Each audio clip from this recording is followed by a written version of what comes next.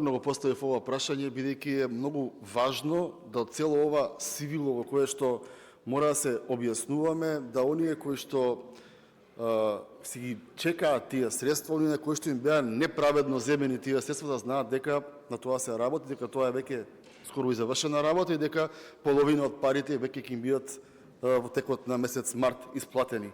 Тоа е многу важно за економијата, затоа што знаете како кога вие имате опозиција која што кој сектор да го отвориш во државата стојат катастрофално.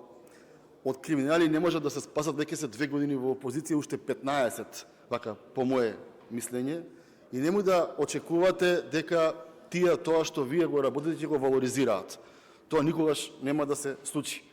Важно е оние кои што ќе ги добијат тие неправедно одземени средства да го валоризираат тоа и граѓаните тоа си го чувствуваат. Луѓето знаат дали државата е банкротирана или не е банкротирана. Луѓето знаат дека кога беа вода пишуваа писма за 30 милиони евра, повеќе овој народ да плати за тие да бидат месец дена побрзо на власт. Но добро е вака да се знаат и приватните компании дека владата им е партнер и дека владата онаа неправда која што е направена од овие луѓе сега кои што де ги има, де ги нема во рамки на оваа сала, ќе биде исправена.